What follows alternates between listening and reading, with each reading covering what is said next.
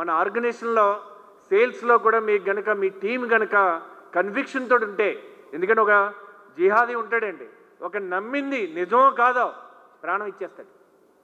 ఒక mafia leader ఉంటాడండి, సుపారీ ఇచ్చిన తర్వాత ఫోటో ఇస్తారు, అవి అవుతుందా పని అంటే నేను ట్రై చేస్తానని చెప్పడు, సంజో ఆప్కా కామ్ హోగే అంటాడు. అంటే హీఈస్ కమింగ్ ఫ్రమ్ కన్విక్షన్. అలాగ మన దగ్గర సేల్స్ పర్సన్ ఎవరైతే ఉన్నారో అది క్రియేటర్ కంటే మించిన సేల్స్ పర్సన్ ఉండడండి. ఎందుకంటే ఆయనకి మించిన కన్విక్షన్ ఎవరికి ఉండదు. అంటే మీరు ఎవరినన్నా టీంని బిల్డ్ చేస్తే they must get your voice.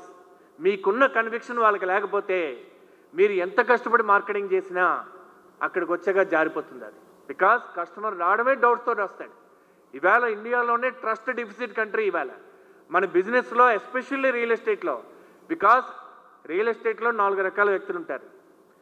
ఒకరికి మార్కెటింగ్ చేయడం బాగొచ్చు, డెలివరీ రాదు, వాళ్ళని స్కామ్స్టర్స్ అంటారు. ఫ్రీ లాంచ్లో కొన్ని 100 కోట్లు చేసి బిచానా ఎత్తేస్తారు.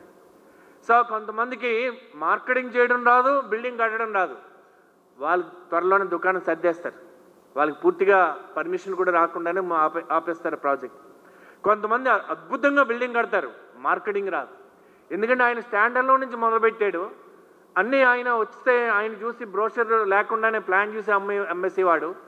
ఇంకా కొన్నాళ్ళకి పర్సనల్ రిలేషన్స్ ఏర్పడి 10 ఫ్లాట్లు, 20 ఫ్లాట్లు, 30 ఫ్లాట్లు కూడా అమ్మేసేవాడు. ఇప్పుడు సడన్గా 200 ఫ్లాట్లు కట్టాడు. కానీ ఆ పద్ధతి ఇక్కడ నడవదన్న విషయం అర్థం కావడానికి చాలా టైం పడుతుంది. ఆయన ఏ టీమో ఆయన దగ్గర పనిచేయలేడు, ఎందుకంటే ఆయన సీతయ్య, ఎవరి మాట వినడు, ఇలాగే అమ్మాలంటాడు, నీకు రాదంటాడు. సో అందుకని మార్షల్ గోల్డ్స్మిత్ ఒక పుస్తకం ఉంటుందండి, what got you here won't get you there. ఏదైతే మిమ్మల్ని ఈ స్థాయి వరకు తీసుకొచ్చిందో అదే ఆలోచన స్థాయి మిమ్మల్ని నెక్స్ట్ లెవెల్కి తీసుకెళ్ళదు.